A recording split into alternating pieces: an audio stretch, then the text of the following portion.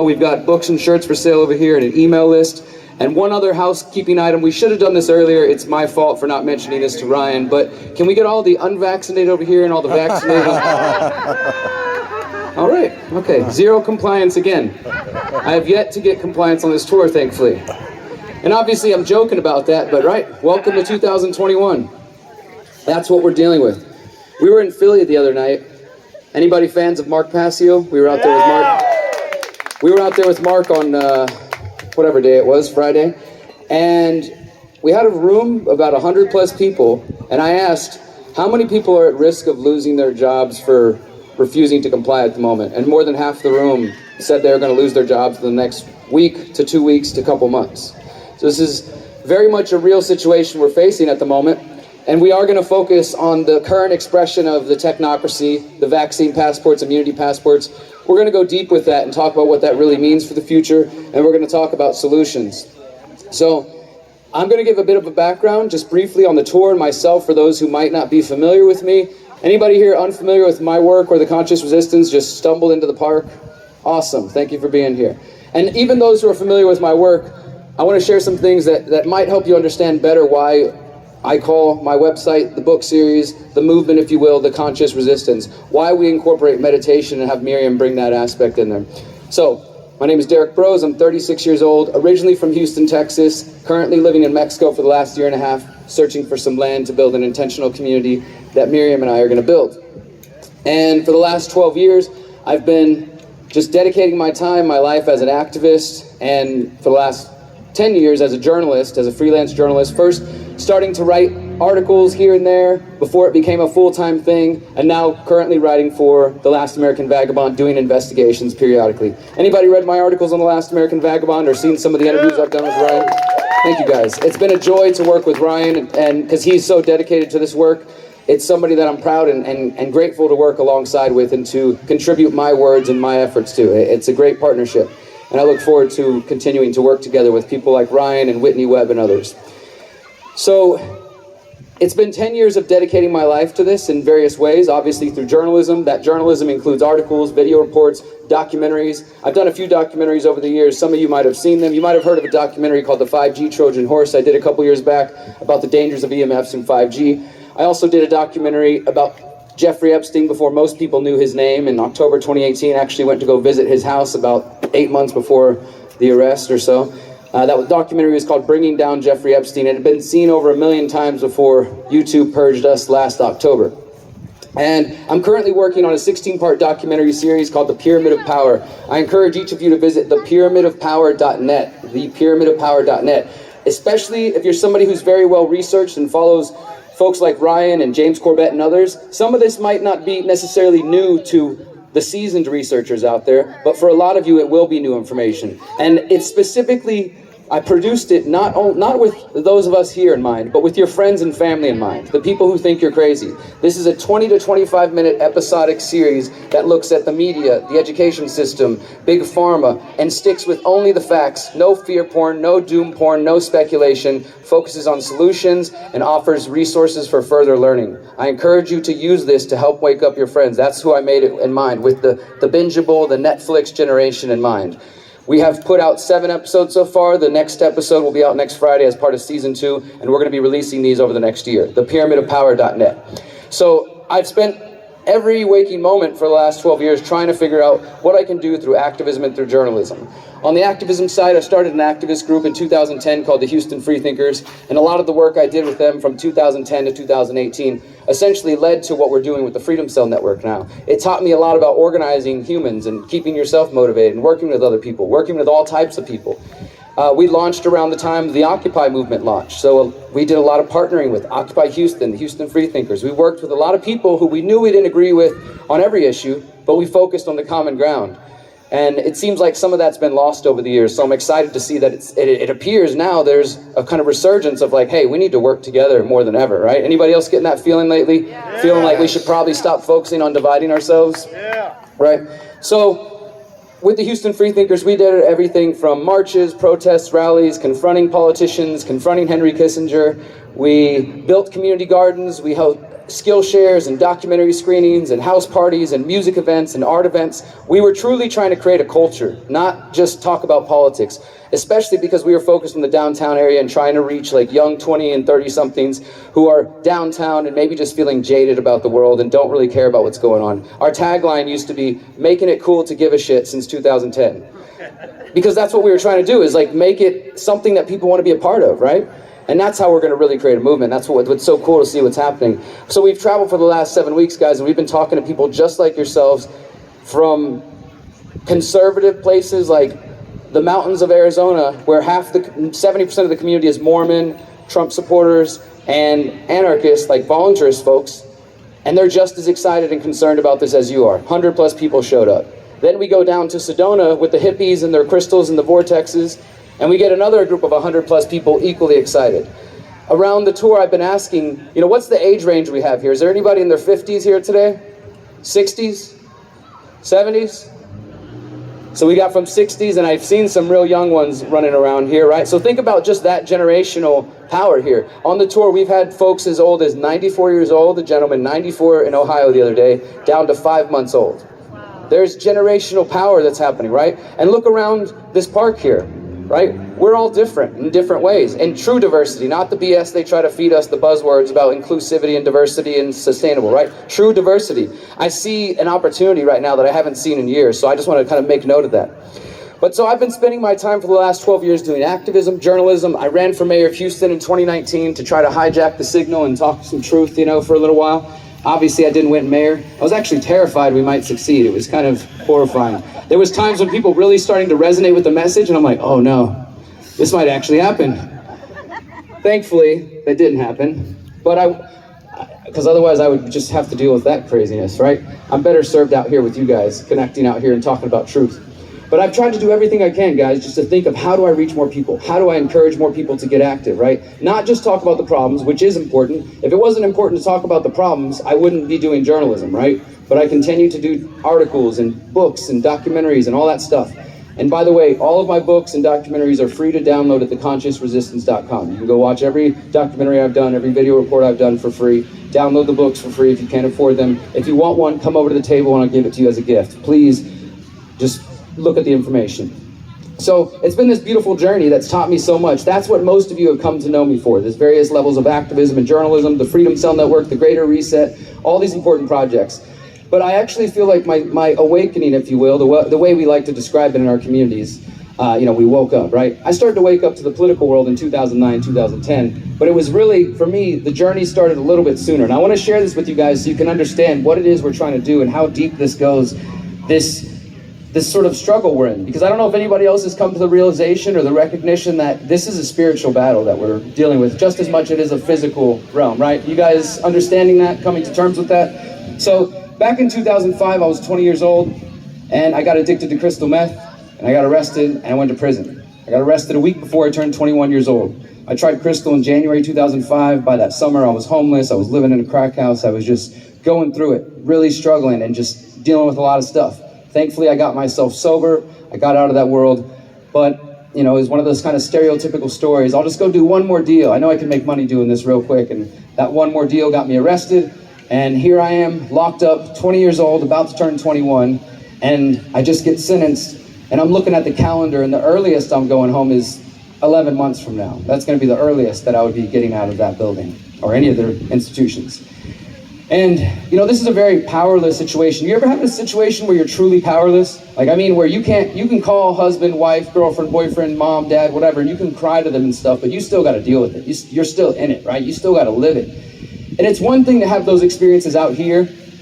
When you're locked up in prison, we call this the free world. I'm not sure if we should rethink that or what, but when you're out here in the free world, you have the benefit of the internet, cell phones, Netflix, whatever you want to distract yourself, right? There's still plenty of ways to distract yourself and try to ignore your pain if you choose to do that. But when you're locked up, you're in this box, and no matter how much you scream and cry, no matter how much you call mom, the lawyer, friends, whatever, and complain about it, there is literally nobody who is coming to get you out of that.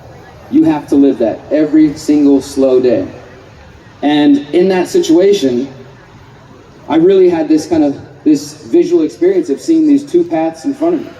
And one path was a path that is sort of my family tradition. You know, you see, because I come from a family, both sides of my family are indigenous, and I don't think it's a mistake or a coincidence that both sides of my family have been afflicted with alcoholism and drug abuse and suicide in prison going back at least 3 or 4 generations. You know, the Broze men, there's drug addiction. My birth father, my grandfather, my great-grandfather hung himself in prison, you know, just all this trauma.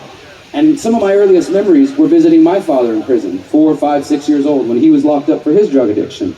And I remember being like 4 or 5 years old trying to navigate that. Like, why do I have to go see him behind razor wire? How come I only get to see him for an hour? Why does he have a black eye? You know, all this stuff, just trying to understand, and him coming in and out of my life, and, you know, he was in the midst of his trauma, I now understand. But he would come in and out of my life and make promises. And as a young kid, obviously, this is something that impacted me pretty deeply. And so I was an extremely sad, depressed little dude.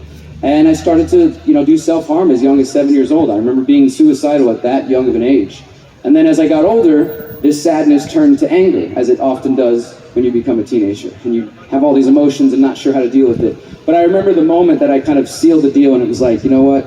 Forget this, like, F this. I'm never going to let anybody hurt me again. And I kind of gave into that dark side, you know, Star Wars talks about. You think the dark side, the anger makes you strong, but really you're just masking trauma and pain and things you're not ready to deal with. So I became the angry, destructive teenager. I was very intelligent. I was in advanced classes. I graduated early, went into college while my friends were still in school. But nobody knew that about me. They knew me as the kid that was throwing chairs at teachers, getting in fights, getting arrested, because I was just trying to process all this stuff, right? And then I graduated early, going to school, going to college, and right away I started drinking. It was like, wow, okay, I feel great when I'm drunk. And then before you know it, I'm the drunk guy puking at all the parties. Then I'm the guy pilled out, blacked out everywhere. Then I'm the guy on this thing. And it was just this sort of 2-year cycle, which eventually led me to January 2005, trying crystal meth, and very quickly hitting the bottom and just going, you know, hitting the bottom pretty hard. And then getting locked up and all the things that I'm talking about, right? So I'm locked up and I'm having this visual of, I can continue this path if I want, go down, do the same thing that my father and my grandfather and my uncles have all done, and see what this prison life's about. Or maybe I can try to do something different. And clearly that's what I chose to do, guys. I just started to journal every single day. Just started to really process the emotions that I was dealing with. Really starting to think, like, what was I trying to get by sticking up as many drugs up my nose as possible? What was I seeking, right? I thought it was enlightenment. I thought that was the path to enlightenment. It's not. That's your life hack for the day. It didn't take me long to realize that wasn't the path I was meant to be on, right? But I was dealing with a lot of trauma, and at the time, drugs were a way for me to cope. As I got locked up and I started to journal every day, I started to see these things. You know, I can speak about this now with 17 years of hindsight, but at the time, I wasn't quite aware of these things yet. They were just starting to become clear to me. And I started journaling every day and processing these things. And then one day I read the newspaper while I was locked up, and on the weekend section of the paper, they have a religion section, and they quote from different traditions, Christianity. They got the Bible, the Torah, the Quran, and they quoted from what's sometimes called the Buddhist Bible, the Dhammapada, and they had a verse from the Buddha. I don't recall what it was, but it was something that struck me so deeply that I got my family and friends to just send me books on like prayer, meditation. It was just the beginning of me opening up spiritually and really starting to heal some of this trauma for myself. And that's what I did in prison. I chose to use that time in there just to start meditating every day, start journaling every day, and start working on this stuff and kind of peeling back those layers and trying to start beginning of forgiving my father and you know, just working through that. And so from 2005 to 2008, I kind of bounced in and out of those institutions. I ended up doing 18 months in Texas State institutions, ended up getting out October 2008, which if you remember that time period, that's about a month before Obama became president. And I was very much politically ignorant at the time. I mean, I was smart enough not to trust the government, but I didn't know anything else about politics, except for I remember coming out and I'm just re-emerging into this world. I'm a felon now, but I'm happy to be free. And I keep hearing about this Obama guy, and it's like people either thought this dude was going to save the world or be the Antichrist. Clearly, he was just another puppet warmonger president, nothing special. But it was the time that I was kind of coming out into the world. I didn't know anything about the stuff we're talking about today. But I was now a felon. I couldn't get rented here, couldn't get a job here. You're not welcome here. Maybe people hear you're a felon and they make assumptions about you. They think you might be a violent person or dangerous or whatever. There's all sorts of things that come along with that stigma attached to that. And when you get out, actually most felons refer to it as having an X on your back or a bullseye on your back, right? Because the cards are stacked against you. So I was coming out into that new experience. In that process of getting sober off all these crazy drugs, Also, this cloud of depression started to lift off me for probably the first time in my young life at 22, 23 years old. And I remember the first time I was able to enjoy a sunset. It wasn't a sunset filled with these crazy lines in the sky. It was an actual good, nice, pretty sunset, unlike what we're seeing up here. But, so imagine that if you will. I remember just being able to enjoy a sunset. I remember just being able to like say something positive about myself. Say like, I love myself. You know, I think I'm a good person. I've made a lot of mistakes in my painful days, but I think generally I'm a good person. I'm trying to do my best. That took a lot of work, a lot of years, a lot of time. And it was just a beautiful time for me to be coming out into the world. I remembered that I wanted to learn again. I wanted to use my brain. And so I'm out, I'm a felon now. I'm at the library all the time applying for jobs. And I start to read some of those books. I read a book called Cannabis: A History. It was the first book I ever voluntarily took notes on because I was so enthralled by it. It was all about the true origins of the drug war in the United States, going back to the Harrison Act of 1914. And essentially what it comes down to, guys, that a lot of the first laws against drugs, specifically cannabis, were based on racism and money, trying to destroy the hemp industry, racism against jazz musicians and Mexican migrant workers. You know, they're gonna come steal the white women if they get high or whatever it was. Like, a lot of it was just more government propaganda, more big business pushing people out. And for me, having just got out of the drug war, got out of the prison system, I was like, this is not the version of history I was told in school. Like, how come I didn't hear about any of this stuff? And that's when a light bulb went off, and it was just like, okay, well, what else is there out there that I wasn't taught? This is going into 2009.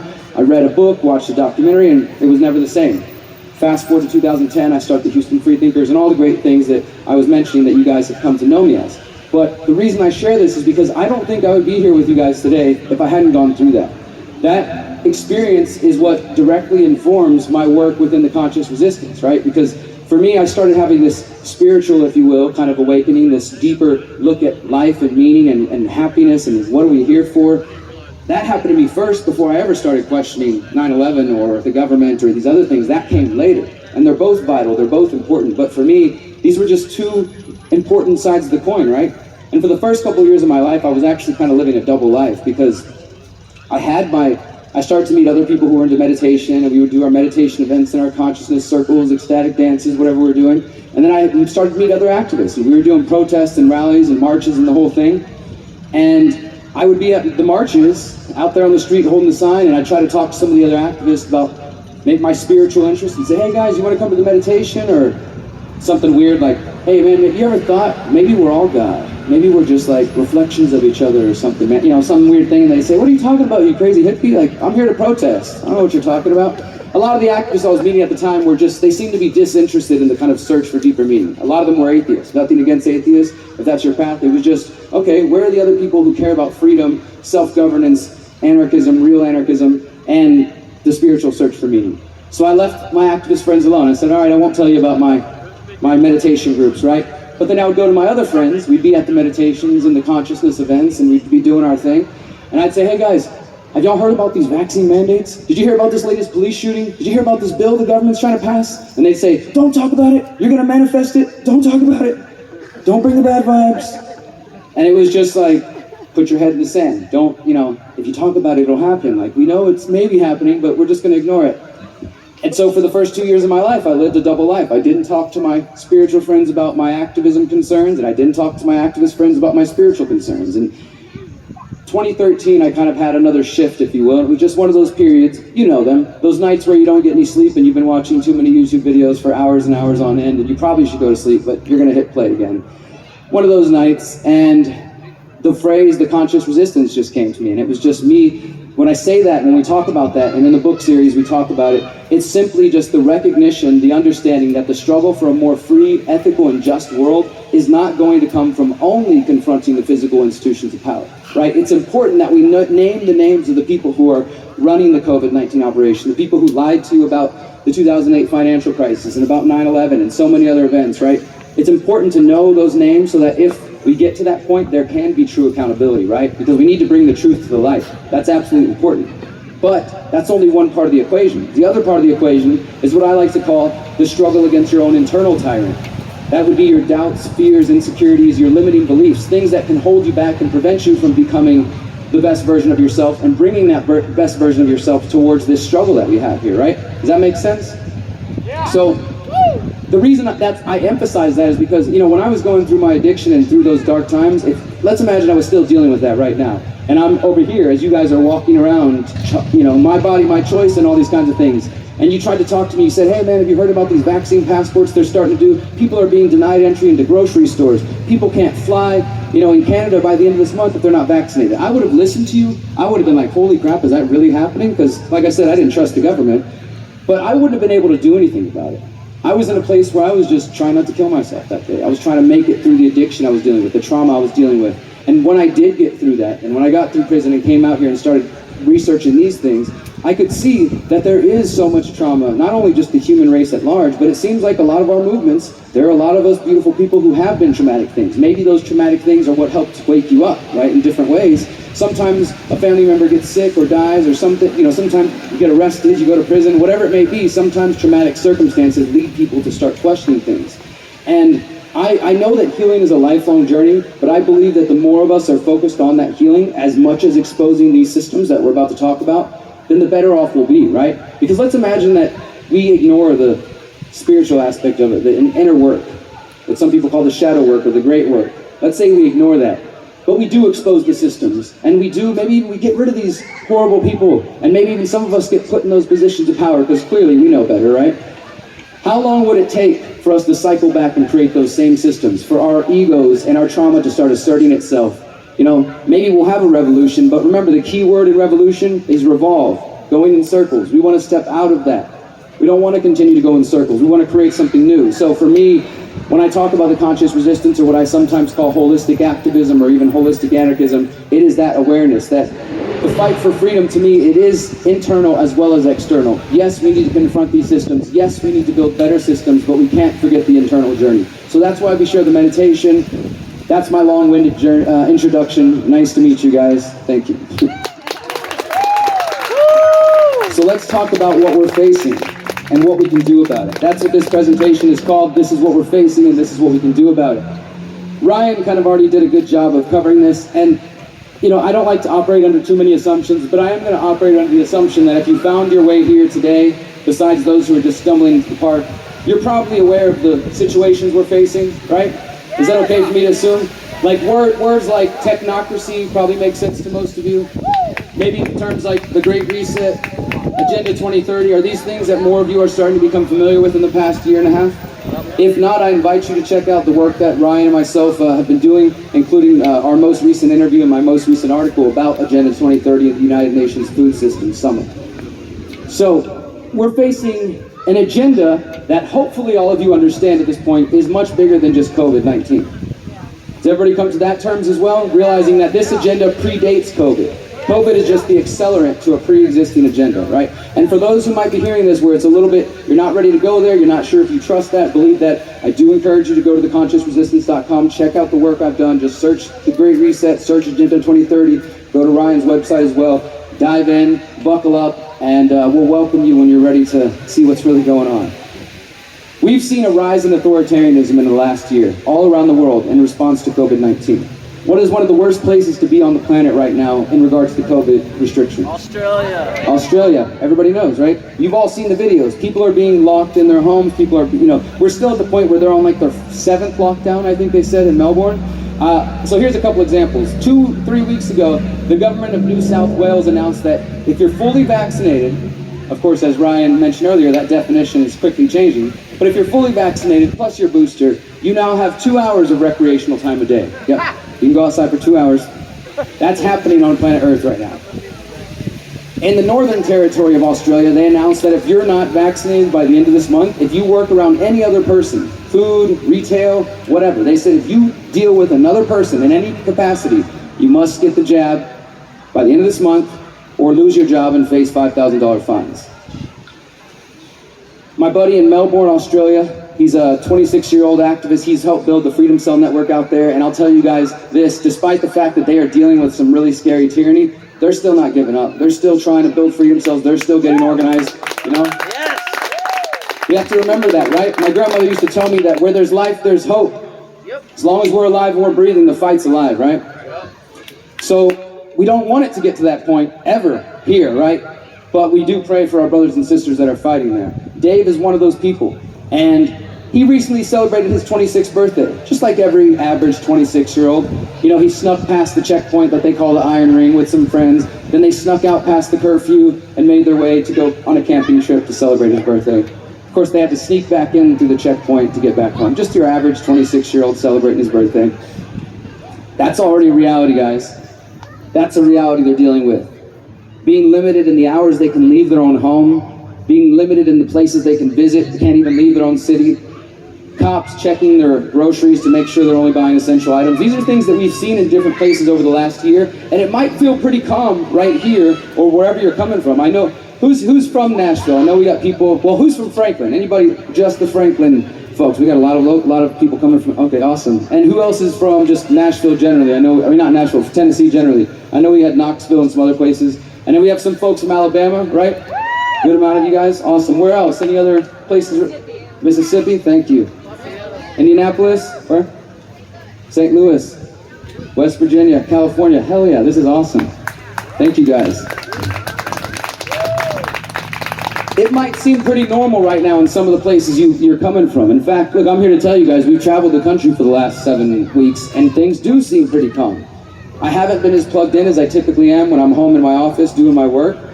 And so I'm not watching the daily propaganda that I would normally as part of, my research. And besides seeing some people wear masks, you literally cannot tell this is happening. Like, it's true. I kind of used to think it was a cliche when people were saying this last year, like, oh, the only pandemic that you have to watch the news to know is happening or something like that, right? It's kind of true. I'm not saying anything about people being sick or anything. I'm just saying when I travel this country, most people are out in the parks, they're living their lives, they're hanging out with their family, they're going to the grocery store, they're going to the restaurants. Sure, some of them are wearing masks, and maybe some of them are vaccinated, but the point is, it doesn't seem like people are locked down here for the moment. And that's a beautiful thing, but I also think it's giving people a false sense of security right now. Can we also acknowledge, if you haven't come to this awareness, we need you to step into it, this is not going to go away. This is not going to go away, guys. Whether it's the next variant, or it's the supply chain shortage, or the cyber pandemic, or the freaking fake alien invasion, who knows what they got next. The point is, this isn't going away. We mentioned the term Agenda 2030 earlier. Briefly, for those who are unfamiliar, Agenda 2030 is a commitment that was made by the United Nations and most of the world's nations and organizations like the World Economic Forum, the people who brought you the Great Reset, that they announced a commitment to achieve the United Nations 17 Sustainable Development Goals by the year 2030. Now, these Sustainable Development Goals, again, they use all the buzzwords talking about diversity, inclusivity, sustainability, but what they really are talking about is another centralized system where, you might have heard about it, guys, you'll own nothing and be happy. Maybe you've heard about it? They've done some great job promoting what's ahead. So, my point here is that their vision is pretty clear, and they're kind of telling us 2030. In fact, when the United Nations Food Systems Summit met 2 weeks ago, the article I wrote recently for The Last American Vagabond, they called it the decade of transformation. We are in the beginning of their decade of transformation. It's 2021, their plans are 2030. We are going to watch them transform the world into smart cities, technocracy, social credit score, and it's all starting with the vaccine passport. That's the first step to a full-on biometric ID that eventually will be used to determine where you can go and what you can do. And once they connect that with the social credit score, as we have seen in China and other smart nations, then people like us aren't going to fare too well. This is why it's more important than ever why we're here to talk about building alternative systems, right? We'll get into that more in a moment, but let's talk a little bit more about what we're facing. I know most of you are familiar with this, but I need to really hammer this point home. If you were paying attention to COVID, none of this should be a surprise, because we've seen this coming for years. In fact, my book, How to Opt Out of the Technocratic State, which is the bulk of what we're talking about today, you can download it for free at theconsciousresistance.com/how-to. I wrote that book in late 2019, published it January 31st, 2020, right before COVID. And it's become my most popular book. It's now been published in French and Spanish, and it's because the message is resonating with people because it's describing what we're happening. The word COVID's not in there. There's no mention of vaccine passports or any of that. I just need to update it and be totally current. But I could see what was coming. And not because I had a crystal ball, but because as a journalist, I've been paying attention to digital surveillance, the rise of surveillance capitalism, the rise of all these different private companies. Most of us, we got our eyes on the government. Government surveillance, that is a problem. But you ever heard of Clearview AI? This company has the world's largest face print database. This is known as a face print in the world. And they sell it to cops, to governments, to anybody who can basically afford it. They're just one company in this totally kind of new space. And there are many people much more kind of educated in this area, digital rights lawyers, privacy organizations that have been warning for years saying we need a moratorium on AI and facial recognition. And look, for me as an anarchist, I'm not typically here to say like, let's get the government involved and regulate it. And I'm not even necessarily saying that at this moment. But I am saying that sometimes there are certain switches you turn on and there's really no going back, right? And it seems like we're unconsciously and unwittingly walking right into some freaking combination of Matrix and Terminator and Gattaca and Brave New World all at once, right? And we don't have to look to the sci-fi movies to imagine what it looks like. We can look to China. We can look to some of these other nations that already have that in there. Let's talk about that. In China, they already have hundreds of thousands of facial recognition cameras installed around the country that can find you anywhere within 7 minutes. This was a couple years ago. I'm sure they've got it down to 5 or less at this point. What that means is as you're walking around town, one of these cameras scans your face, and somewhere in there, there's a database that recognizes it. So if they ever need to find you, they just plug your info into the computer, and before they know it, they can locate you anywhere within minutes. That is one component of the social credit score, right? Because in order to assign a social credit score to individuals, you have to be able to see them at all times. You have to be able to track their behaviors, right? So you get them using apps and phones that track their movements and track, what they do. Maybe a contact tracing app, maybe a convenience app, right? So let's talk a little bit about the social credit score. Most of us are familiar with the credit score as it relates to your finances. This is, if you're out there taking out loans and you're not paying them back, you're not going to be able to get another loan. Your credit score is going to go down. You might not be able to get a house or a car, these types of things. And that system is already screwed up. There's already a whole bunch of corruption within that scheme. But what we're talking about with the social credit score is a score related to your social behavior, your interactions with society at large, the way you interact with people. And again, this is already existing in China right now. It's called the Sesame Credit System. You can go ahead and look it up. And they've described this in what they call the Yellow Book, the system that they're using.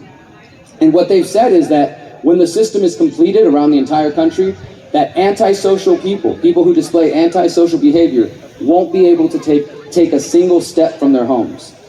How would they achieve that? How could that happen? Well, again, first you install facial recognition cameras everywhere. You get AI programs that can monitor behavior and also can look for certain positive behaviors, right? Like say, for example, you take your trash out on time. Well, in this futuristic smart city technocracy, there's sensors in the trash cans that can tell, if you're putting things in it on certain days and certain times. That might sound crazy, but if you know Christian, Ice Age Farmer, he's covered a lot of this stuff as well. The technology's already there. So if you take your recycling out on time, your score goes up. If you pay your taxes on time, your score goes up. This is true. If you read Mao's Little Red Book, the Chinese Communist Party propaganda book, at peak hours in the afternoon, your score goes up.